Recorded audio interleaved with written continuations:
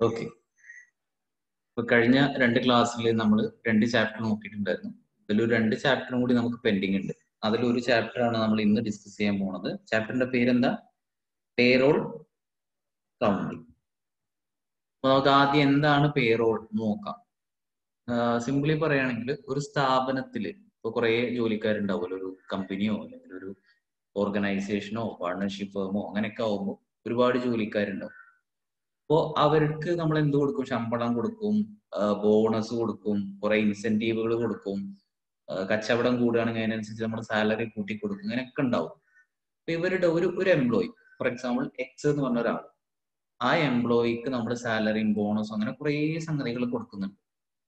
അപ്പൊ ഇങ്ങനെ കൊടുക്കുന്ന എമൗണ്ടുകൾ എഴുതി വെക്കുന്ന ടോട്ടലിനെയാണ് നമ്മൾ പേറോൾ എന്ന് പറയാം. ഒരു ഷീറ്റിൽ നമ്മൾ എഴുതി വെക്കുമല്ലോ, എക്സ് എന്ന് പറഞ്ഞ ആൾക്ക് ഇത്ര രൂപ സാലറി കൊടുത്തു, അതേ ആൾക്ക് ഇത്ര രൂപ ബോണസ് കൊടുത്തു, ഇത്ര രൂപ ഇൻസെന്റീവ് കൊടുത്തു. അപ്പൊ ഇങ്ങനെ പറയുന്നതിനെയാണ് നമ്മൾ എന്ത് പറയാ?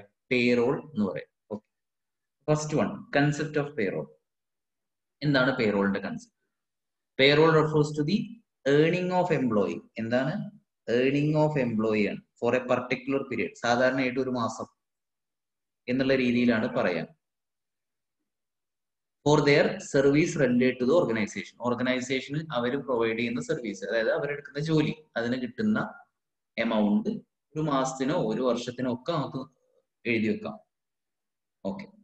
അപ്പൊ എന്തൊക്കെ പെടും ഇതില്? സാലറി പെടും, വേജ് പെടും, അലവൻസ് പെടും, റിട്ടയറല്, ഡിഡക്ഷൻസ്, ഇങ്ങനെയുള്ള എന്തൊക്കെ അയാൾക്ക് കിട്ടുന്നുണ്ടോ അത് മുഴുവൻ പെടും. Okay. The term payroll applies to employees on the roll of the company. ഇവിടെ എക്സാമിന് ഒരു ക്വസ്റ്റ്യൻ വരാറുണ്ട്. ഇതിങ്ങനെ ഇതേ വേർഡ് ഇവിടെ തന്നിട്ട് ഇവിടെ ഈ വേർഡ് ഒഴിവാക്കിയിട്ട് അപ്പൊ നമ്മൾ റോൾ ഓഫ് ദി കമ്പനി എന്നാണ് അവിടെ എടുക്കേണ്ടത്. Okay. It is prepared on the based on time card attendance. അതായത് ഒരു എംപ്ലോയിക്ക് കൊടുക്കുന്ന സാലറി അറ്റൻഡൻസ് ബേസിൽ, ഒരു മാസം 30 ദിവസം കമ്പനി വർക്ക് ചെയ്തിട്ടുണ്ട്, പക്ഷെ എംപ്ലോയി 20 ദിവസം വന്നിട്ടുള്ളൂ എന്നുണ്ടെങ്കിൽ അയാൾക്ക് 10 ദിവസത്തെ സാലറി നമ്മൾ കുറച്ചിട്ടാണ് കൊടുക്കുന്നത്. അപ്പൊ അങ്ങനെയുള്ള കാര്യങ്ങളൊക്കെ നോക്കിയിട്ടാണ് എന്ത് എഴുതുക? പേറോൾ എന്നുള്ള സംഗതി നമ്മൾ എഴുതി വെക്കുക. ഈ പേറോൾ ഉണ്ടാക്കുന്നതിന്റെ ഒബ്ജക്റ്റീവ് എന്താ? ഒബ്ജക്റ്റീവ്സ് ഓഫ് പേറോൾ നമ്മളിങ്ങനെ എഴുതി വെക്കുന്നതിന്റെ ഒബ്ജക്റ്റീവ് എന്താ? ഒന്ന്, എല്ലാ എംപ്ലോയീസിനും കറക്റ്റ് ആയിട്ട് സാലറി കിട്ടുന്നുണ്ടോ, എത്രയൊക്കെയാണ് സാലറി കിട്ടുന്നത്, ഇത് അറിയാൻ വേണ്ടിയിട്ട്. ഒന്ന്, ensure that all employees are paid accurately and timely. Correct ടൈമിന് കൊടുക്കുന്നുണ്ടോ, കറക്റ്റ് ആണോ കൊടുക്കുന്നതെന്നൊക്കെ അറിയാം. രണ്ട്, ensure the recoveries and deductions are remitted to the statutory authority. For example, ഒരു കമ്പനിയിൽ ഒരു കമ്പനി, ഈ കമ്പനിയിൽ കുറേ എംപ്ലോയീസ് ഉണ്ട്. ഗവൺമെന്റിന്റെ നിയമം അനുസരിച്ച് നമ്മൾ എന്ത് ചെയ്യണം? ഒരു എംപ്ലോയിക്ക് 50,000 രൂപയൊക്കെയാണ് സാലറി നമ്മൾ കൊടുക്കാൻ ഉദ്ദേശിച്ചെന്നുണ്ടെങ്കിൽ ഇത് മുഴുവനായിട്ട് നമ്മൾ ഇയാളെ കയ്യിൽ കൊടുക്കൂല. ഇതിൽ നിന്ന് ഒരു ഉദാഹരണമാണ് കേട്ടോ, 1,500 രൂപയൊക്കെ നമ്മൾ എന്ത് ചെയ്യും? മാറ്റി വെക്കും. എന്നിട്ട് ബാക്കി 48,500 രൂപ ഇയാളെ കയ്യിൽ കൊടുക്കും. അപ്പോ ഈ 1,500 നമ്മൾ എന്താ ചെയ്യുക? ഈ 1,500 നമ്മൾ ഇയാളുടെ പേരിൽ അക്കൗണ്ടിലിടും. നിങ്ങൾക്ക് മനസ്സിലാവാൻ വേണ്ടിയിട്ടാണ് ഞാൻ ഈ പറയുന്നത്. ഇങ്ങനെ നമ്മൾ പല പേരുകളിൽ നമ്മൾ ഇത് ചെയ്യാറുണ്ട്. നിങ്ങൾ സാധാരണ കേട്ടിട്ടുണ്ടാവുക PF എന്നാണ്, അതായത് പ്രൊവിഡന്റ് ഫണ്ട്. നിങ്ങൾക്ക് ടാക്സിൽ പഠിക്കാനുണ്ട്, നിങ്ങൾ GST ഒക്കെ പഠിക്കുമ്പോൾ ഇതിനെ കുറിച്ച് പഠിക്കും. പ്രൊവിഡന്റ് ഫണ്ട് അതായത് നമ്മൾ മുഴുവൻ എമൗണ്ട് അയാളുടെ കയ്യിൽ കൊടുക്കൂല, കുറച്ച് അതിന് എടുത്ത് മാറ്റി വെക്കും. ഇങ്ങനെ മാറ്റി വെക്കുന്നത് എന്തിനാ? ഇയാൾ ഇവിടുന്ന് പിരിഞ്ഞു പോണ സമയത്ത്, അയാളുടെ ജോലി ഇല്ലാതെ ആവുന്ന സമയം ഉണ്ടാവുമല്ലോ, 60 വയസ്സൊക്കെ ആയി റിട്ടയർ ആയി, ജോലി ഇല്ലാത്ത സമയത്ത് നമുക്ക് പെൻഷനൊക്കെ പോലെ നമുക്ക് കിട്ടുന്ന ഒരു എമൗണ്ട് ആണ് PF. അതായത് നമ്മുടെ സാലറിയിൽ നിന്ന് തന്നെ എടുത്തു വെച്ച എമൗണ്ട് നമുക്ക് പിരിഞ്ഞു പോണ സമയത്ത് ഒന്നായിട്ട് എടുക്കാം. അപ്പൊ ഇത് ആരെടുത്താ കൊടുക്കുക? കമ്പനികൾ ഗവൺമെന്റിനാണ് PF കൊടുക്കുക. നമ്മുടെ പേരിലാണ് കിടക്കുക, പക്ഷെ ഗവൺമെന്റിന്റെ അടുത്താണ് ഉണ്ടാവുക. ഇങ്ങനെയുള്ളതും എവിടെ വരും? നമ്മൾ പേറോൾ എഴുതുമ്പോൾ ശ്രദ്ധിക്കണം എന്നർത്ഥം. അയാളുടെ നിന്ന് എത്ര പിടിക്കാണ്ട്. ഇങ്ങനെയുള്ള തിയറികൾ മാത്രമേ നമുക്ക് പഠിക്കാനുള്ളൂ. ഇത് പിടിച്ച് എഴുതുന്നതും കാര്യങ്ങളൊന്നും നമുക്കിവിടെ ഡിസ്കസ് ചെയ്യാനില്ല. ഓക്കെ. പിന്നെന്തിനാ? Proper accounting of salary. ഇങ്ങനെ എഴുതി വെച്ചാല് എത്ര എംപ്ലോയി ഉണ്ടോ ആ എംപ്ലോയീസിന്റെ സാലറിയും കാര്യങ്ങളും എഴുതി വെച്ചാല് നമുക്ക് അക്കൗണ്ട്സ് കറക്റ്റ് പ്രിപ്പയർ ചെയ്യാൻ പറ്റുള്ളൂ. സിമ്പിൾ ആണല്ലോ. ഓക്കെ. ദെൻ എന്തൊക്കെയാണ് കോമ്പണൻസ് ഓഫ് പേറോൾ? ഒരു പേറോൾ എഴുതി വെക്കുന്ന സമയത്ത്, ഒരു എംപ്ലോയിന്റെ സാലറി ഒക്കെ എഴുതുന്ന സമയത്ത് എന്തൊക്കെയാണ് അതിൽ കാര്യമായിട്ട് വരിക? നമ്മളിപ്പോ പറഞ്ഞിട്ടുള്ളൂ. ഒന്ന്, അയാൾക്ക് കിട്ടുന്ന മൊത്തം ഏണിങ്സ് എന്ന് പറഞ്ഞാൽ സാലറി ഉണ്ടാവും, ബോണസ് ആയിട്ട് കിട്ടിയത് ഉണ്ടാവും, ഇൻസെന്റീവ് ആയിട്ട് കിട്ടിയത് ഉണ്ടാവും, കമ്മീഷൻസ് ഉണ്ടാവാം. അങ്ങനെ എന്തൊക്കെയായിട്ട് കമ്പനീന്റെ അടുത്ത് നിന്ന് അയാൾക്ക് കിട്ടിയിട്ടുണ്ടോ അത് മുഴുവൻ അയാളുടെ ഏണിംഗ് ആണ്. ഈ കിട്ടിയ ഏണിംഗ് മുഴുവൻ കൂട്ടിയിട്ട് അതിൽ നിന്ന് കുറച്ച് നമ്മൾ എന്ത് ചെയ്യും, PF പോലുള്ള ഞാൻ പറഞ്ഞ 1500 മാറ്റി വെക്കുന്ന കേസ് ഉണ്ടല്ലോ, അതേപോലെ മാറ്റി വെക്കും. അപ്പൊ ഈ രണ്ട് സംഗതികളാണ് വരിക. ഒന്ന് അയാൾക്ക് മുഴുവൻ കിട്ടിയത്, ഒന്ന് അതിന് മാറ്റി വെച്ചു. ഈ രണ്ട് സംഗതികളാണ് ഇത്. അപ്പൊ നിങ്ങൾക്ക് ഡൗട്ട് ഉണ്ടാവും, സാർ ഞങ്ങൾ ഇതൊക്കെ ഇങ്ങനെ കാണാൻ പഠിക്കണം. വേണ്ട, ക്വസ്റ്റ്യൻ വരുന്ന ഏരിയകൾ വരുമ്പോ ഞാൻ എന്ത് ചെയ്യാം, പ്രത്യേകമായിട്ട് പറയാം. അത് മാത്രം നിങ്ങൾ ഫോക്കസ് ചെയ്ത് പഠിച്ചാൽ മതി. പിന്നെ എന്തിനാണ് നമ്മളിത് പഠിക്കുന്നത്? നമുക്ക് ഈ കൺസെപ്റ്റുകൾ അറിയണം. ഇന്റർമീഡിയറ്റിനും ഫൈനലിനൊക്കെ ഇത് ആവശ്യം ഉണ്ടാവും. ഓക്കെ, അപ്പൊ നമ്മൾ ആദ്യം പറഞ്ഞു എംപ്ലോയി ഏണിംഗ് ആണ് ഒന്ന് ഡിഡക്ഷൻസും വിത്ത് ഹോൾഡിങ്സും ആണ്. ഒന്ന് മൊത്തം കിട്ടുന്നത്, പിന്നുള്ളത് ഒന്ന് ഇത് പിടിച്ചു വെക്കുന്നത്. ഇപ്പൊ ഏണിങ്സ് എന്ന് പറഞ്ഞാൽ ഏതൊക്കെയാണ്? സാലറി ആയിട്ട് കിട്ടിയത്, അലവൻസ് ആയിട്ട് കിട്ടിയത്, ഇൻസെന്റീവ്, കമ്മീഷൻ, ഓവർ ടൈം ആയി വർക്ക് ചെയ്തിട്ടുണ്ടെങ്കിൽ അതിന് കിട്ടിയ പൈസ, ഹോളിഡേ വേജസ്, ഇങ്ങനെയൊക്കെ പല പേരുകളിൽ കമ്പനി എന്ത് ചെയ്യും, എംപ്ലോയീസിന് പൈസ കൊടുക്കും. ഇതിനെയാണ് നമ്മൾ ഏണിങ്സ് എന്ന് പറയാം, എംപ്ലോയി ഏണിങ്സ്, മൊത്തം കിട്ടിയത്. ഓക്കെ ആണല്ലോ. ഇനി ഡിഡക്ഷൻ വിത്ത് ഹോൾഡിങ്, നമ്മൾ പറഞ്ഞാൽ ഇത് പിടിച്ചു വെക്കാൻ ചാൻസ് ഉണ്ട്. പല പേരുകളിലായിട്ട് അതിന് മാറ്റി വെച്ചിട്ട് ബാക്കിയുള്ളത് നമ്മുടെ കയ്യിൽ കിട്ടുമോ. അപ്പൊ ഈ വിത്ത് ഹോൾഡിങ്സ് എന്ന് പറഞ്ഞാൽ it refers to deduction made from the employee earning. നമ്മളിപ്പോ ഈ പറഞ്ഞ എംപ്ലോയി ഏണിംഗ് ഉണ്ടല്ലോ, ഇതിന്ന് പിടിച്ചു വെക്കണ എമൗണ്ട്, അതിനെയാണ് നമ്മൾ ഡിഡക്ഷൻ എന്ന് പറയുന്നത്. അത് എന്തിനുള്ള? For statutory social security saving. നമ്മുടെ സെക്യൂരിറ്റിക്ക് വേണ്ടിയിട്ട് തന്നെയാണ് പിടിച്ചു വെക്കുന്നത്. അതായത് നമ്മൾ പിരിഞ്ഞു പോണ സമയത്ത് നമുക്ക് ജോലി ഇല്ല, പിന്നെ ശമ്പളം വരാണ്ടാവില്ല മാസം. അപ്പൊ നമ്മുടെ കയ്യിൽ നിന്ന് തന്നെ പിടിച്ചു വെച്ചത് നമുക്ക് തന്നെ തരും. നമുക്ക് ഒരു വരുമാനം പോലെ കിട്ടും. അതിന് എക്സാമ്പിൾ ഇവിടെ പറഞ്ഞിട്ടുണ്ട്. നമ്മൾ പറഞ്ഞ പ്രൊവിഡന്റ് ഫണ്ട് പോലുള്ള എമൗണ്ടുകള്, പ്രൊഫഷണൽ ടാക്സ്, ഇൻഷുറൻസ്, ഇങ്ങനെയൊക്കെയുള്ള സംഗതികൾ. ഓക്കെ, ഇതിൽ ഏതൊക്കെയാ വരിക? നമ്മൾ നേരത്തെ ഏർണിങ്സ് പറഞ്ഞപ്പോ നമ്മൾ പറഞ്ഞു സാലറി വരും, അലവൻസ് വരും, ഇൻസെന്റീവ് വരും, കമ്മീഷൻ വരും, ഓവർ ടൈം പേ വരും, ഹോളിഡേ, അങ്ങനെ പല പേരുകളിൽ വരും. ഇതൊക്കെ എന്താന്ന് ഡീറ്റെയിൽ ആയിട്ട് നിങ്ങൾക്ക് പഠിക്കാണ്ട് ഇന്റർമീഡിയറ്റിൽ. ഇതിലൊക്കെ വ്യത്യാസങ്ങളുണ്ട്. ഇപ്പൊ ജസ്റ്റ് നിങ്ങൾ എന്ത് പഠിച്ചാൽ മതി, ഒരു എംപ്ലോയിന്റെ ഏർണിങ്സ് എന്ന് പറഞ്ഞാൽ ഇതൊക്കെ കൂടിച്ചേർന്നതാണ്. കമ്മീഷൻ പോലുള്ള എക്സ്ട്രാ കിട്ടുന്ന പൈസകളൊക്കെ കൂട്ടിയതാണ്. ഞാൻ ഇത് എന്തൊക്കെയാണ് പിടിച്ചു വെക്കുക? എംപ്ലോയി ഡിഡക്ഷൻസ് എന്തൊക്കെയാ വരിക? ഒന്ന് ESI, അതായത് ഇൻഷുറൻസിന് വേണ്ടി പിടിക്കുന്നത്. പ്രൊവിഡന്റ് ഫണ്ട്, പല പേരുകളിൽ ഇത് പിടിച്ചു വെക്കും, ഇത് നിങ്ങൾ മനസ്സിലാക്കുക. പിന്നെ professional tax, income tax, any other deduction made by the employee at the request of the employee, ഇങ്ങനെ പല പേരുകളിൽ അതിന് പിടിച്ചു വെക്കണം. ഇതൊക്കെ നമ്മൾ പഠിക്കണമെന്ന്, ഇതൊക്കെ നമ്മൾ എവിടെ എഴുതി വെക്കും? പേറോളിൽ എഴുതി വെക്കും. Okay, process of payroll. എങ്ങനെയാണ് ഒരു പേറോളിന്റെ പ്രോസസ്? ഇവിടെ ഒരു ചാർട്ട് തന്നിട്ടുണ്ട്. ഇത് എക്സാം പോയിന്റ് ഓഫ് വ്യൂല് ഇമ്പോർട്ടന്റ് അല്ല, നമുക്ക് അത്ര ഇമ്പോർട്ടന്റ്. ഇത് നിങ്ങൾ ടെക്സ്റ്റ് ബുക്കിൽ ഉണ്ട് കേട്ടോ, അതിൽ കാണാൻ, സ്ക്രീനിൽ കാണാൻ ക്ലാരിറ്റി കുറവുണ്ടെങ്കിലും നിങ്ങൾ ടെക്സ്റ്റ് ബുക്കിൽ കറക്റ്റ് കൊടുത്തിട്ടുണ്ട്. അപ്പൊ ഇതൊന്ന് ജസ്റ്റ് വായിച്ചു നോക്കുക. ഇത് ഇമ്പോർട്ടന്റ് ആണോ എന്നോട് ചോദിച്ചാൽ അല്ല, നമുക്ക് ജസ്റ്റ് എങ്ങനെയാണ് ഒരു സ്ഥാപനത്തിൽ ഈ പ്രോസസ്സ് നടക്കണമെന്ന് മനസ്സിലാക്കാൻ വേണ്ടിയിട്ടുള്ളതാണ്. ഇതിൽ എന്തൊക്കെയാ പറഞ്ഞിട്ടുള്ളത്? ഇനീഷ്യേഷൻ ഓഫ് പേറോൾ പ്രോസസ്സ്, നമ്മൾ ടൈം എടുത്തത്, പുതിയ എംപ്ലോയിനെ ആഡ് ചെയ്യണത്, എംപ്ലോയിനെ റിമൂവ് ചെയ്യുന്നത്, അങ്ങനെയുള്ള കാര്യങ്ങളുണ്ടല്ലോ. സാലറി കൊടുക്കുമ്പോൾ എഴുതണം, അങ്ങനെയുള്ള ഒരു ചാർട്ട് കൊടുത്തതാണ്. ഇത് എക്സാം പോയിന്റ് ഓഫ് വ്യൂല് നിങ്ങൾക്ക് ഇമ്പോർട്ടന്റ് അല്ല. ജസ്റ്റ് അതൊന്ന് വായിച്ചു നോക്കണം, എങ്ങനെയാണ് ഈ പ്രോസസ്സ് നടക്കുന്നത് നിങ്ങൾക്കൊരു ഐഡിയ കിട്ടും. ഇനി നമ്മൾ പറഞ്ഞു പേറോൾ എഴുതുമ്പോൾ നമ്മൾ എന്തൊക്കെ എഴുതണം.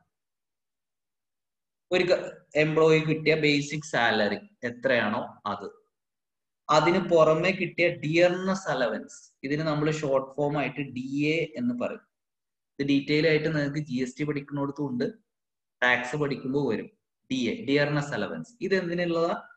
This allowance is given by the employer to the employee to compensate in rise in prices. അതായത് ഇപ്പൊ ഞാനൊരു ജോലിക്ക് കയറിയ ഒരു സ്ഥാപനത്തിൽ എനിക്ക് 10,000 രൂപയാണ് ശമ്പളം പറഞ്ഞത്. എല്ലാ മാസവും 10,000 ആണ്. ഒരു 10 വർഷം കഴിഞ്ഞിട്ട് എനിക്ക് 10,000 ആണോ കിട്ടുക? അല്ല. ഒരു വർഷം കഴിഞ്ഞു, സ്വാഭാവികമായിട്ട് നമ്മുടെ നാടിന്റെ ഒരു അവസ്ഥ വെച്ച് സാധനങ്ങൾക്കൊക്കെ വില കൂടും, നമ്മുടെ ചെലവ് കൂടും, എംപ്ലോയിന്റെ ജീവിക്കാനുള്ള ചെലവുകൾ കൂടിയിട്ടുണ്ടാവും. അപ്പൊ അങ്ങനെ ഈ സാധനങ്ങളുടെ ഒക്കെ വില കൂടുന്നതിനനുസരിച്ച് നമ്മുടെ സാലറിയിൽ ഒത്തിരി കൂട്ടി തരണ്ടേ? അങ്ങനെ തരുന്നതിനാണ് നമ്മൾ സിംപ്ലി DA എന്ന് പറയുന്നത്. Okay, dearness allowance. ഒരു അലവൻസ് എന്തിനുള്ളതാ? Rise in price. പ്രൈസിന് വില കൂടും, സാധനങ്ങളുടെ വില കൂടുമ്പോൾ അത് നമുക്ക് താങ്ങാൻ പറ്റുന്ന രീതിയിൽ സാലറിയിലും കുറച്ച് എന്തെങ്കിലും കൂട്ടിത്തരും. ബേസിക് സാലറിക്ക് പുറമേ തരുന്നത്. Okay, house rent allowance. അടുത്തൊരു അലവൻസ്, വേറൊരു അലവൻസ്. പല പേരുകളിൽ അലവൻസ് കിട്ടാം. ഹൗസ് റെന്റ് അലവൻസ് എന്താ? എംപ്ലോയിക്ക്, ഇപ്പൊ എനിക്ക് ജോലി കിട്ടിയത് തിരുവനന്തപുരത്താണ്. അപ്പൊ ഞാൻ അവിടെ പോയി താമസിച്ചിട്ട് വേണ്ടി വരും ജോലി ചെയ്യാൻ. അപ്പൊ സ്വാഭാവികമായിട്ട് ഞാൻ അവിടെ താമസിക്കുമ്പോൾ ഞാൻ അവിടെ വീട് വാടക എടുക്കും. വാടക എടുത്തിട്ടാവും നിൽക്കുക. അപ്പൊ അതിന്റെ റെന്റ് എനിക്കൊരു അധിക ചെലവാണ്. ഞാൻ നാട്ടിൽ തന്നെയാണ് ജോലി ചെയ്തിരുന്നെങ്കിൽ എനിക്ക് അതിന് റെന്റിന്റെ ആവശ്യമില്ല. അപ്പൊ കമ്പനി എന്ത് ചെയ്യും? നിങ്ങൾ വാടക കൊടുക്കാൻ വേണ്ടി കുറച്ചൊരു അലവൻസ് തരും. അങ്ങനെ വാടക കൊടുക്കാൻ വേണ്ടിയിട്ട് തരുന്ന അലവൻസ് ആണ് ഹൗസ് റെന്റ് അലവൻസ്. ആ പേരും തന്നെ നമുക്ക് മനസ്സിലാവുമല്ലോ. ഓക്കെ, പിന്നെ സിറ്റി കോമ്പൻസേറ്ററി അലവൻസ് ഉണ്ട്. അതായത് നമ്മളിപ്പോ ഗ്രാമങ്ങളിൽ നാട്ടിൻപുറത്തൊക്കെ ജോലി എടുക്കണ പോലെയല്ല, മെട്രോ സിറ്റികളിലൊക്കെ പോയാൽ, ഇപ്പൊ എറണാകുളം, ചെന്നൈ പോലുള്ള സ്ഥലങ്ങളിലൊക്കെ പോയാൽ അവിടെ കോസ്റ്റ് ഓഫ് ലിവിങ് കൂടുതലാണ്, ചെലവ് കൂടുതലാണ്. ഇപ്പൊ സിറ്റീസിൽ താമസിക്കുന്ന എംപ്ലോയീസിന്, ഒരേ കമ്പനിന്റെ ഒരു എംപ്ലോയി ചെന്നൈയിലുണ്ട്, ഒരു എംപ്ലോയി നമ്മുടെ നാട്ടിലാണ്, മലപ്പുറത്താണ്. അപ്പോൾ ചെന്നൈയിലുള്ള ആൾക്ക് കുറച്ചും കൂടി ഒരു അലവൻസ് കൂട്ടി കൊടുക്കേണ്ടി വരും. കാരണം മലപ്പുറത്ത് ഒരാൾ ജീവിക്കുമ്പോഴുള്ള ചെലവല്ല ചെന്നൈയിൽ ജീവിക്കുമ്പോൾ വരിക. അപ്പൊ അയാൾക്ക് കുറച്ചും കൂടി പൈസ വേറെ കൊടുക്കേണ്ടി വരും. അങ്ങനെ സിറ്റിയിൽ ജീവിക്കുന്നവർക്ക് കൊടുക്കുന്നതാണ് എന്ത്? City compensatory allowance. ഇത് ജസ്റ്റ് ഇങ്ങനെ മനസ്സിലാക്കി വെച്ചാൽ മതി. പേരും തന്നെ നമുക്ക് അതിന്റെ ഐഡിയ കിട്ടും. പിന്നെ ചിൽഡ്രൻ എഡ്യൂക്കേഷൻ അലവൻസ് ഉണ്ട്. ഇതെന്താ? എംപ്ലോയർ എംപ്ലോയിക്ക് കൊടുക്കുന്ന അലവൻസ് ആണ്. എന്തിനുള്ള അലവൻസാ? എംപ്ലോയിന്റെ ചിൽഡ്രൻ പഠിക്കണീന്. സാധാരണയായിട്ട് എത്ര ആക്ക കൊടുക്കുക? 2 കുട്ടികൾക്ക് വരെ കിട്ടുള്ളൂ. അതൊരു എംപ്ലോയിക്ക് 4 കുട്ടികളുണ്ട്, പക്ഷെ 2 ആൾക്കുള്ള പഠനത്തിന് ചെലവ് കമ്പനി ഒരു അലവൻസ് പോലെയൊക്കെ തരും. ഓക്കെ, പിന്നെ മെഡിക്കൽ അലവൻസ് കിട്ടാം. അതർ അലവൻസുകൾ ഉണ്ട്, കുറെ പേരുകളിൽ നമുക്ക് ട്രാൻസ്പോർട്ടേഷന്. ഇപ്പൊ എംപ്ലോയി പല സ്ഥലങ്ങളിലേക്ക് കമ്പനിക്ക് വേണ്ടി ട്രാൻസ്പോർട്ട് ചെയ്യണ എംപ്ലോയിയാണ്, അങ്ങോട്ടും ഇങ്ങോട്ടൊക്കെ പോയി വരുന്നുണ്ട്. അപ്പൊ അതിനുള്ള ഒരു ചെറിയ പൈസ കമ്പനി കൊടുക്കുക. അപ്പൊ ഈ രീതിയിലൊക്കെ നമുക്ക് എന്ത് കിട്ടാം? അലവൻസ് കിട്ടാം. നമുക്കൊരു സംശയം ഉണ്ടാവാം, സാർ ഇതൊക്കെ ഇങ്ങനെ ഡീറ്റെയിൽ ആയിട്ട് ഇങ്ങനെ പഠിക്കണോ? ഇവിടെയല്ല. എവിടെ? ഇന്റർമീഡിയറ്റിനും ഫൈനലിനും. ഇവിടെ നിങ്ങൾ എന്താ ചെയ്യേണ്ടത്? Dearness allowance. അപ്പൊ ആലോചിക്കുക, റൈസ് ഇൻ പ്രൈസിന് വേണ്ടിയിട്ടുള്ളതാണ്. അടുത്തത് house rent allowance, means rent കൊടുക്കാനുള്ളതാണ്. City compensatory allowance.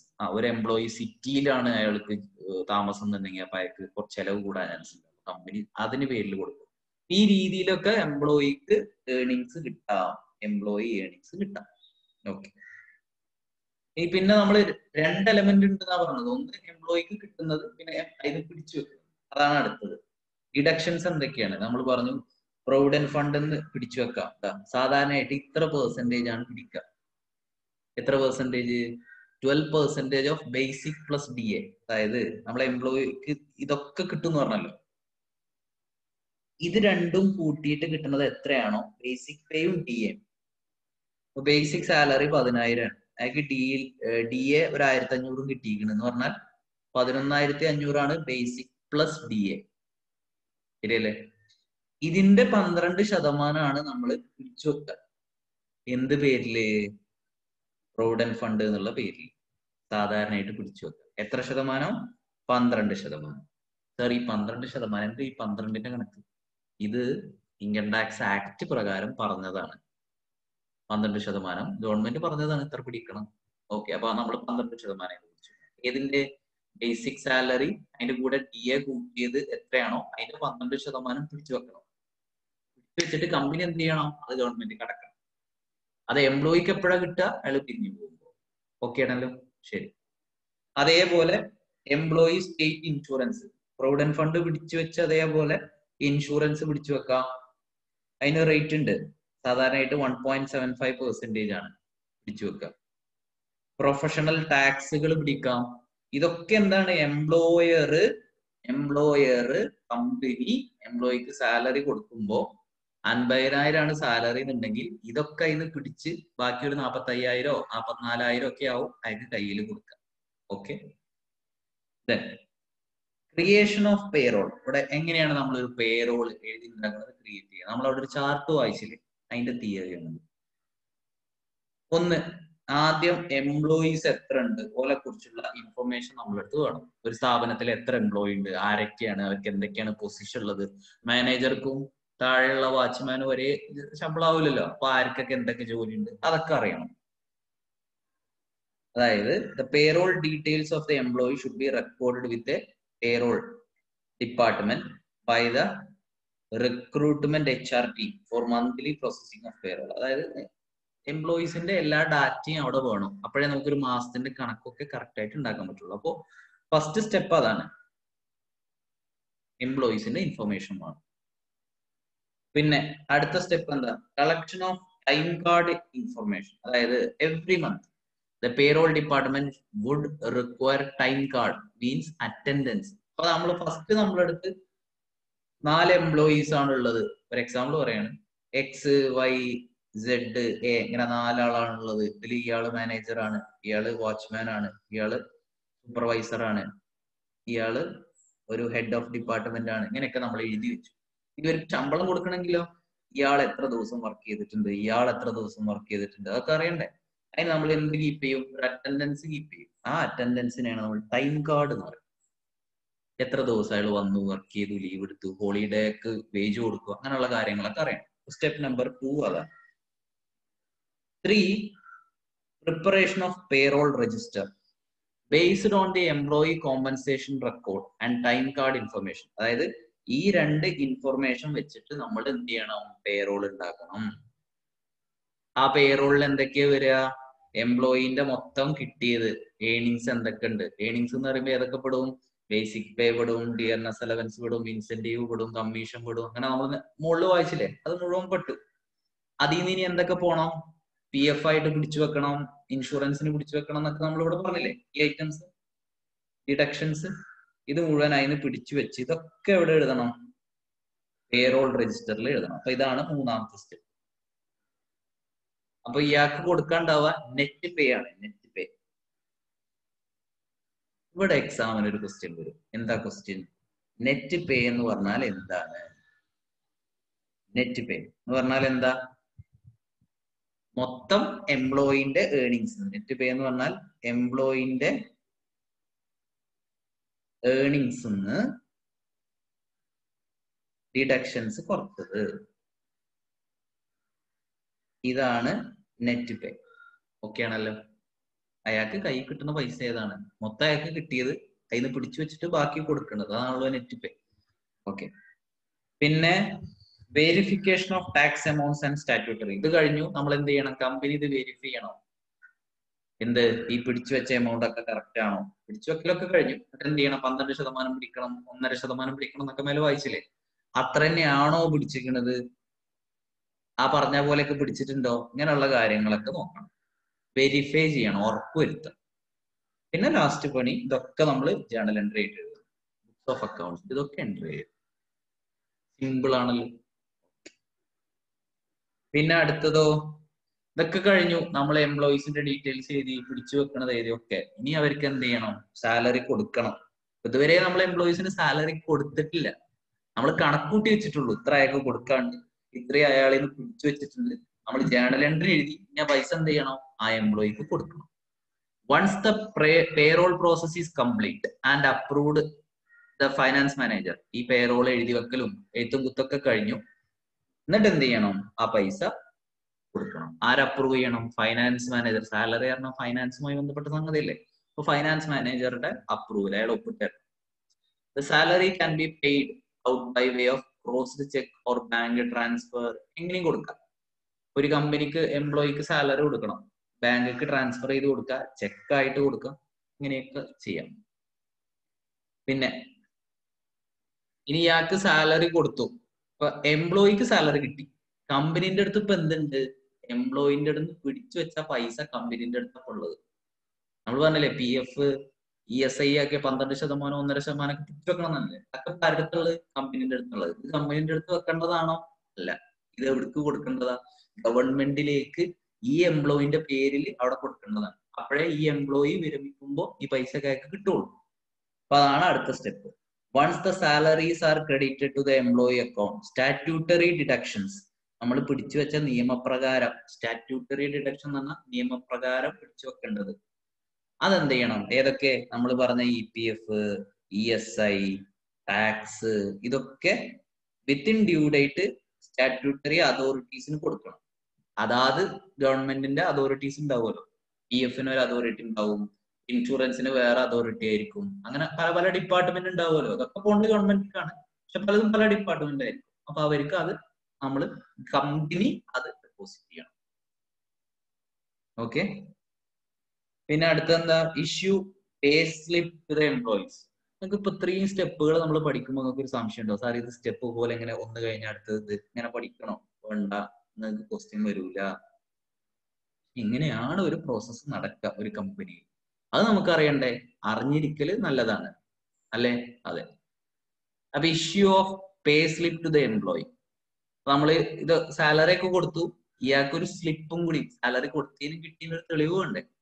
ആ തെളിവാണ് ഈ പേ സ്ലിപ്പ് എന്ന് പറയും. പൈസയും കൊടുക്കും, ഒരു തെളിവും കൊടുക്കും. Once the salaries are released to employee, payroll team would prepare individual pay slip. ഓരോ എംപ്ലോയിക്കും ഓരോ slip and forward it to the employees. അത് ഓരോ എംപ്ലോയീസിന് എന്ത് കൊടുക്കും? And get a copy of the same acknowledged by the employees. അത് എംപ്ലോയീസിന് കിട്ടിയെന്നുള്ളതിന് അവർ ഒപ്പിട്ട് തരണ്ടേ? അത് ഒപ്പിട്ടിന്റെ ഒരു കോപ്പി കമ്പനീന്റെ അടുത്ത്.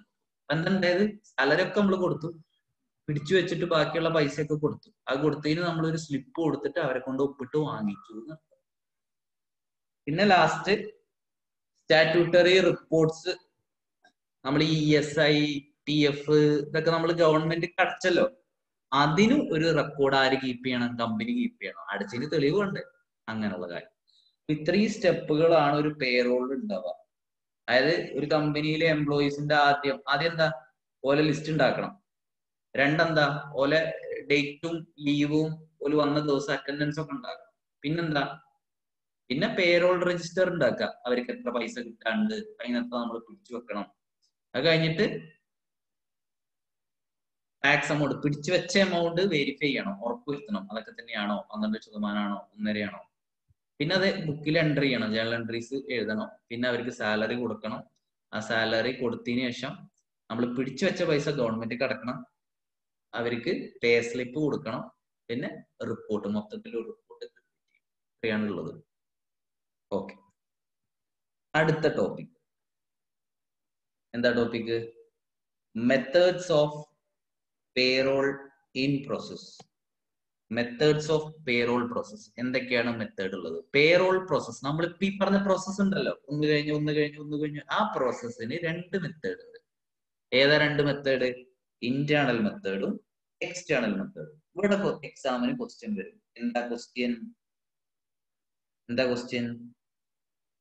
എത്ര മെത്തേഡ് ഉണ്ട്? How many method? അപ്പൊ നമ്മൾ എന്ത് എഴുതും? 2 മെത്തേഡ് ഉണ്ട്. ഏതൊക്കെയാണ് ആ മെത്തേഡ്? ഇന്റേണലും എക്സ്റ്റേണലും. ഇത് മറക്കരുത്. 2 മെത്തേഡ് ഉണ്ട്, ഒന്ന് ഇന്റേണലും ഒന്ന് എക്സ്റ്റേണലും. ഓക്കെ. ഇന്റേണൽ മെത്തേഡ് എന്ന് പറഞ്ഞാൽ മാനുവൽ പേറോൾ പ്രോസസിംഗ് ആണ് ഒന്ന് computerised payroll processing. External method എന്ന് പറഞ്ഞാൽ പേറോൾ ഔട്ട്സോഴ്സിംഗ്. ഇതെന്താന്ന് ഞാൻ പറഞ്ഞുതരാം. അപ്പൊ നമ്മള് ഒരു കമ്പനിക്ക് പേറോൾ ഉണ്ടാക്കണം. പേറോൾ എന്ന് പറഞ്ഞാൽ ഒരു എംപ്ലോയിക്ക് കൊടുക്കുന്ന പൈസനൊക്കെ കണക്ക് ചെയ്ത് വെക്കണം. ഒന്നുകിൽ ആ കമ്പനിക്ക് തന്നെ എന്ത് ചെയ്യാം? എഴുതി വെക്കാം. അല്ലെങ്കിൽ കമ്പനിക്ക് അത് വേറൊരാളെ, ഔട്ട്സൈഡറെ ഏൽപ്പിക്കാം. കണക്കൊക്കെ എഴുതാൻ വേറെ പുറത്തത്തെ ഒരാളെ ഏൽപ്പിക്കാം. കമ്പനിക്ക് തന്നെ വേണമെങ്കിൽ എഴുതി വെക്കാം. അല്ലെങ്കിൽ പുറത്തൊരാളെ ഏൽപ്പിക്കാം കണക്കൊക്കെ എഴുതാൻ വേണ്ടിയിട്ട്. കമ്പനി തന്നെ ചെയ്യുകയാണെങ്കിൽ കമ്പനി തന്നെയാണ് എഴുതി വെക്കണമെന്നുണ്ടെങ്കിൽ അതിനെ നമ്മൾ ഇന്റേണൽ മെത്തേഡ് എന്ന് പറയും. അപ്പൊ പേരും തന്നെ കിട്ടി, ഇന്റേണൽ പറഞ്ഞാൽ കമ്പനിന്റെ ഉള്ളിൽ തന്നെ. അപ്പൊ എഴുത്തും കുത്തൊക്കെ എവിടെ നടക്കണം? കമ്പനിന്റെ ഉള്ളിൽ. ഔട്ട്സൈഡർ, പുറത്തത്തെ ഒരാളെയാണ് കണക്കൊക്കെ എഴുതാൻ ഏൽപ്പിച്ചെന്നുണ്ടെങ്കിൽ നമ്മൾ അതിന് എക്സ്റ്റേണൽ എന്ന് പറയും. എക്സ്റ്റേണൽ. ഓക്കെ ആണല്ലോ. ഈ ഇന്റേണൽ നമുക്ക് 2 രീതിയിൽ കമ്പനിക്ക് എഴുതിയേക്കാം. മാനുവൽ ആയിട്ട് ചെയ്യാം, ബുക്കിൽ എഴുതാം, പെന്നും പേപ്പറൊക്കെ വെച്ച് എഴുതി ഉണ്ടാക്കാം. അതല്ലെങ്കിൽ കമ്പ്യൂട്ടറിലും ചെയ്യാം. ഓക്കെ ആണല്ലോ. മാനുവലായിട്ടും ചെയ്യാം, കമ്പ്യൂട്ടറിലും ചെയ്യാം. ഔട്ട്സൈഡർക്ക് കൊടുക്കണേന് നമ്മൾ പേര് പറയാ ഔട്ട്സോഴ്സിംഗ് എന്നാണ്. ഔട്ട്സോഴ്സിങ്. അത് അയാൾ ബുക്കിലും പേനും പേപ്പറും ഇട്ട് എഴുതാം, കമ്പ്യൂട്ടറിലും ചെയ്യാം, ഒക്കെ അയാൾക്കും ചെയ്യാം. ഈ പേര് വരാനുള്ള കാരണം ഇതാണ്. ഇന്റേണൽ എന്ന് പറഞ്ഞാൽ കമ്പനി തന്നെ എഴുതുക, എക്സ്റ്റേണൽ എന്ന് പറഞ്ഞാൽ പുറത്തൊരാള്, ഔട്ട്സോഴ്സിങ് എന്നാണ് പറയുക. അതാണ് ഇവിടെ ഇപ്പോൾ നമ്മൾ വായിച്ചത്. ഓക്കെ, കണ്ടോ? Manual payroll, computerised payroll, outsourcing. ഇവിടെ ഒരു ക്വസ്റ്റ്യൻ വരിക, പേറോൾ ഔട്ട്സോഴ്സിങ് ഇന്റേണൽ മെത്തേഡ് ആണോ എക്സ്റ്റേണൽ മെത്തേഡ് ആണോ? ഏത് മെത്തേഡാ? External method. ഓക്കെ, ഇനി ഇവിടെ അതെന്താണ്, മാനുവൽ പേറോളിംഗ് എന്താണ്, കമ്പ്യൂട്ടറൈസ്ഡ് പേറോളിംഗ് എന്താണെന്ന് കൊടുത്തിട്ടുണ്ട്. എന്താ മാനുവൽ പേറോളിംഗ് എന്ന് പറഞ്ഞാൽ ട്രഡീഷണൽ മെത്തേഡാണ്, പഴയ സിസ്റ്റം ആണ്. നമ്മള് ലെഡ്ജർ വലിയ ബുക്കിലൊക്കെ, വേറിട്ട ബുക്കിലൊക്കെ എഴുതി വെക്കൂല കണക്കും കാര്യങ്ങളൊക്കെ. ഇത് പഴയ സിസ്റ്റം ആണ്. ഇപ്പൊ എല്ലാവരും എന്തൊക്കെ മാറിയിട്ടുണ്ട്? കമ്പ്യൂട്ടർക്ക് മാറിയിട്ടുണ്ട്. അപ്പോ ഇത് ട്രഡീഷണൽ മെത്തേഡാണ്. ഏത്? മാനുവൽ. മാനുവൽ എന്ന് പറഞ്ഞാൽ കമ്പ്യൂട്ടറൈസ്ഡ് അല്ലാത്തത്, അത് പഴയതാണ്, ട്രഡീഷണൽ മെത്തേഡാണ്.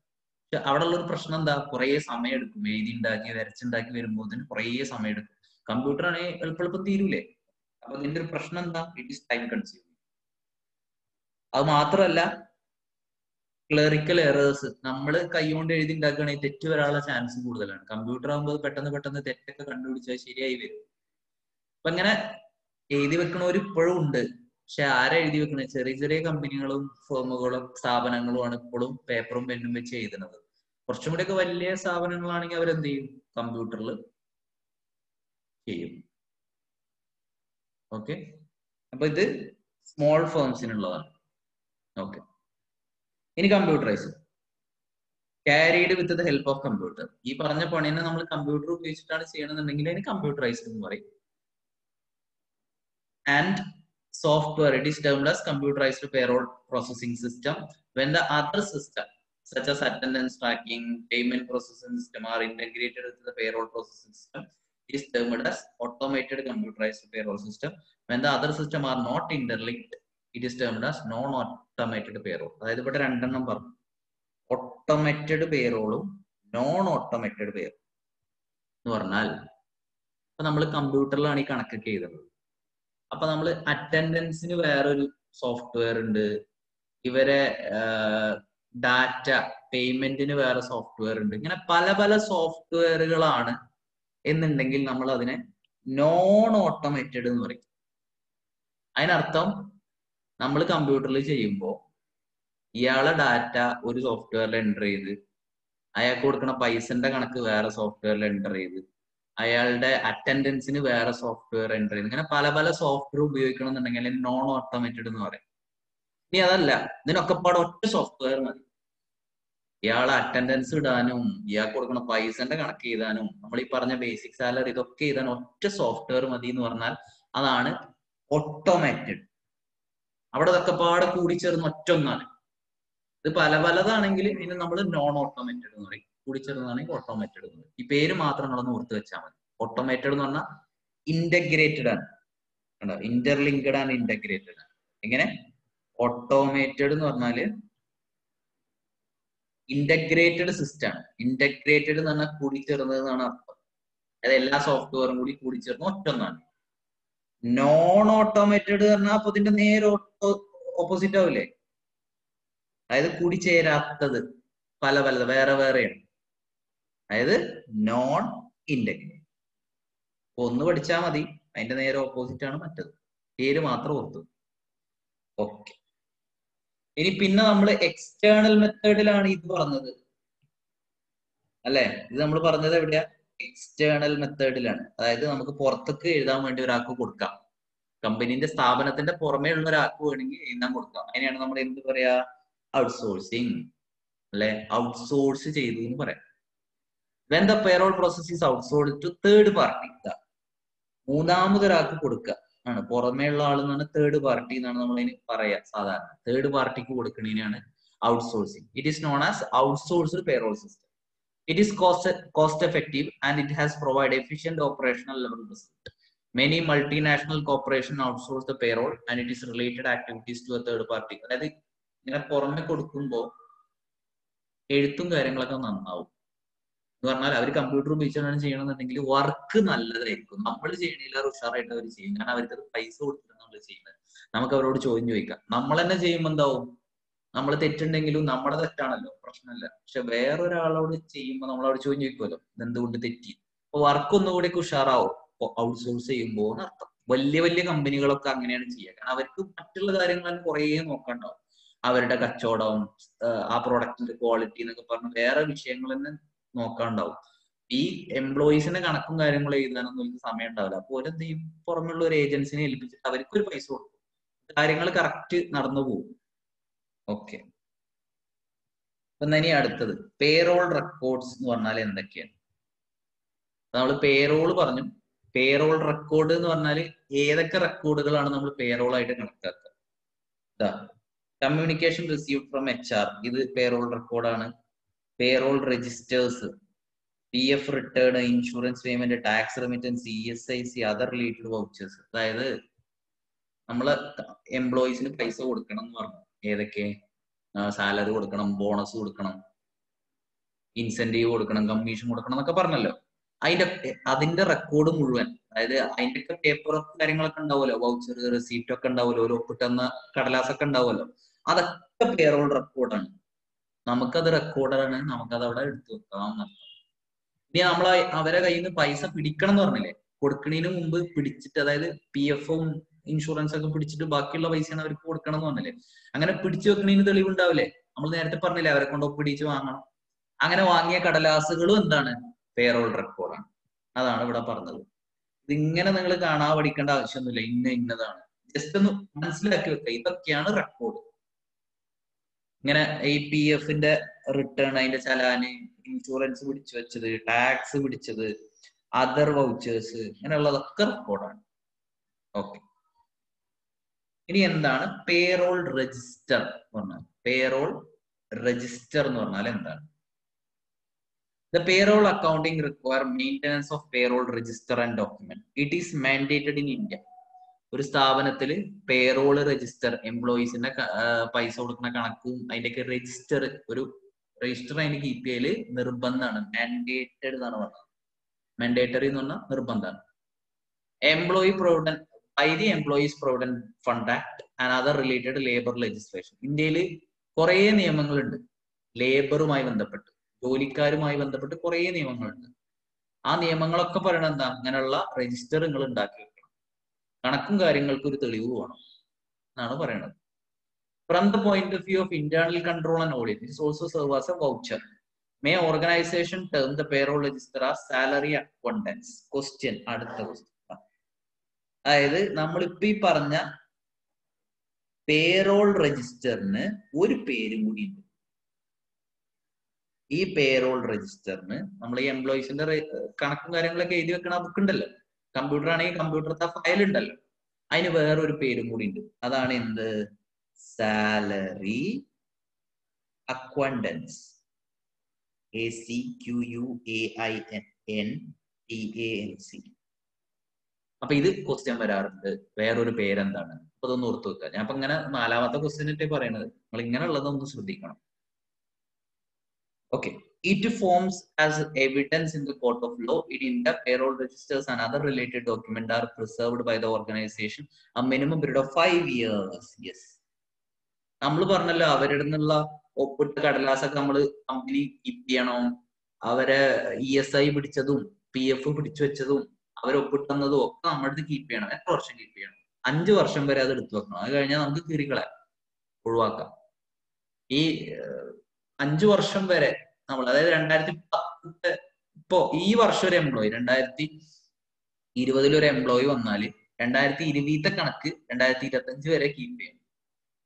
2020 കണക്ക് 2025 വരെ കീപ്പ്, 5 കൊല്ലം വരെ കീപ്പ് ചെയ്യണം. അത് കഴിഞ്ഞാൽ നമുക്ക് ഒഴിവാക്കാന്ന് അർത്ഥം. അത് കഴിഞ്ഞിട്ടും കീപ്പ് ചെയ്യണതിന് കുഴപ്പമൊന്നുമില്ല, മിനിമം 5 കൊല്ലെങ്കിലും അത് കീപ്പ് ചെയ്യണം എന്നാണ് നിയമം. Okay. As a result of computerization, the records can be maintained for a longer period. അതാ പറഞ്ഞ നമുക്ക് കമ്പ്യൂട്ടർ ഒക്കെ വന്നതുകൊണ്ട് ഇപ്പൊ കൂടുതൽ വർഷങ്ങൾക്ക് കീപ്പ് ചെയ്യണ ഒരു പണിയില്ല. ഒരു പെൻഡ്രൈവിലോ ഇതിലൊക്കെ കീപ്പ് ചെയ്യാൻ എളുപ്പല്ലേ. പഴയ പോലെ ഇത്ര ലെഡ്ജർ കീപ്പ് ചെയ്യണ്ടല്ലോ, ജസ്റ്റ് ഒരു പെൻഡ്രൈവിൽ കീപ്പ് ചെയ്യാവുന്നതാണ്. The particulars are to be, സാധാരണയായിട്ട് ഒരു രജിസ്റ്റർ, ഇപ്പൊ നമ്മളൊരു കമ്പനിയിൽ ജോലിക്ക് കയറി, നമ്മളോട് ഒരു കമ്പനിത്തെ പേറോൾ രജിസ്റ്റർ ഉണ്ടാക്കാൻ പറഞ്ഞാൽ നമ്മൾ എന്തൊക്കെയാണ് രജിസ്റ്റർ ചെയ്തത്? ഒന്ന്, ഓരോ പേജിലും ഓരോ എംപ്ലോയിന്റെ ഡാറ്റ എഴുതിയിരിക്കും. അതാണ് പേറോൾ രജിസ്റ്റർ. ഒന്ന് ആകെ എംപ്ലോയിന്റെ പേര്, ഏത് എംപ്ലോയിന്റെ ആണ് നമ്മൾ എഴുതണമെന്ന് അറിയണല്ലോ. പിന്നെ അയാൾ ഓർഗനൈസേഷനിൽ ചേർന്ന ഡേറ്റ്, പിന്നെ അയാളുടെ ജോലി എന്താണ്, മാനേജർ ആണോ, ഗ്രേഡ് എന്താണ്, അങ്ങനെയുള്ള കാര്യങ്ങൾ. പിന്നെ അയാൾക്ക് കിട്ടുന്ന സാലറികൾ, ബേസിക് പേ, അലവൻസ്, കമ്മീഷൻ, അങ്ങനെ എന്തൊക്കെ കിട്ടുന്നുണ്ടോ അത്, പ്ലസ് അയാളെ ഡിഡക്ഷൻസ് എന്തൊക്കെയാണ്, ഏത് PF, ESI എന്നൊക്കെ പറഞ്ഞ് നമ്മൾ പറഞ്ഞില്ലേ മുകളില്, അങ്ങനെയുള്ള ഡിഡക്ഷൻ എന്താണ്, നെറ്റ് പേ അയാൾക്ക് എന്താണ് കിട്ടുക, അങ്ങനെയുള്ള കാര്യങ്ങളൊക്കെ അതിൽ എഴുതണം. പിന്നെ mode of payment of salary, നമ്മൾ സാലറി ഇപ്പൊ അങ്ങനെയൊക്കെ കണക്ക് കൂട്ടി, ഇയാൾക്ക് ഇത്രയാണ് സാലറി കിട്ടാനുള്ളത്, അതിൽ നിന്ന് ഇത്ര നമ്മൾ പിടിച്ചു വെച്ചു, ബാക്കി നമ്മൾ അയാൾക്ക് ഇത്ര കൊടുക്കാണെന്നൊക്കെ നമ്മൾ കണക്ക് കൂട്ടി. ഇനി അറിയേണ്ട എന്താ, അയാൾക്ക് സാലറി ചെക്ക് ആയിട്ട് കൊടുക്കോ, ക്യാഷ് ആയിട്ട് കൊടുക്കോ, ബാങ്ക് ട്രാൻസ്ഫർ ആണോ, ഇതൊക്കെ ആ രജിസ്റ്ററിൽ എഴുതണം എന്നാണ് പറഞ്ഞത്. പിന്നെ PF രജിസ്ട്രേഷൻ നമ്പർ, കൺസോളിഡേറ്റഡ് ലീവുമായി ബന്ധപ്പെട്ട ഡാറ്റാസ്, അങ്ങനെ ഡീറ്റെയിൽസ് ഓഫ് ഡിഡക്ഷൻസ്, അങ്ങനെയുള്ള എല്ലാ ഡാറ്റ ഇതെന്തായാലും വേണം. ഇത് കൂടാതെ ഉള്ളത് നമുക്ക് എഴുതി വെക്കാം. ഈ ഡാറ്റ, ഈ ഇൻഫർമേഷൻ എന്തായാലും അതിൽ എഴുതണം എന്നർത്ഥം. താഴെ പറഞ്ഞതാണ് അതിന്റെ main point. There is no prescribed format. ഈ പേറോൾ രജിസ്റ്റർക്ക് ഒരു പ്രത്യേക ഫോർമാറ്റ് എവിടെയും നിയമത്തിലൊന്നും പറയണില്ല. സാധാരണ എല്ലാവരും എഴുതുമ്പോൾ ഇതൊക്കെ എഴുതാറുണ്ട് എന്നർത്ഥം. The corporate maintain particular based on the operation and requirement. Many organizations in India maintain payroll account in hard-bound register, and employee are required to affix a revenue stamp. That's important. Okay. സാധാരണ ഇതാണ് ഒരു format. ഇതല്ലാത്ത format എന്നുള്ളത് നമുക്ക് ഒരുപാട് available ആണ്. ഈ ഫോർമാറ്റിൽ തന്നെ എഴുതണമെന്നില്ല, ഇതൊരു ഫോർമാറ്റ് ആണ്. ഈ രീതിയിലും വേണമെങ്കിൽ നമുക്ക് എഴുതാം. കണ്ടോ, ഇതെന്താ നോക്കി, എംപ്ലോയിന്റെ പേര്, അയാൾക്ക് എന്തെങ്കിലും ID നമ്പർ കമ്പനി കൊടുത്തിട്ടുണ്ടെങ്കിൽ അത്, അയാൾക്ക് കിട്ടുന്ന ബേസിക് സാലറി, DA, കമ്മീഷൻ, അങ്ങനെ മൊത്തം കിട്ടുന്നത്, അതാണ് ഗ്രോസ് ഏണിംഗ്. അതിൽ നിന്ന് എന്ത് പോണം, PF അങ്ങനെയുള്ളതൊക്കെ പിടിച്ചു വെക്കണം. PF അതേപോലുള്ള ഡിഡക്ഷൻസ് കഴിച്ചിട്ട് ബാക്കി അയാൾക്ക് കിട്ടുന്ന നെറ്റ് പേ, അതാണല്ലോ നമ്മൾ ഇത്രയും പഠിച്ചു വന്നത്. അങ്ങനെയുള്ള ഡാറ്റാസ്. പിന്നെ എങ്ങനെയാണ് ഇത് പേയ്മെന്റ് കൊടുക്കുക, ക്യാഷ് ആണോ ബാങ്ക് ആണോ, ഇതൊരു ജസ്റ്റ് ഒരു ഫോർമാറ്റ് മാത്രം. ഓക്കെ.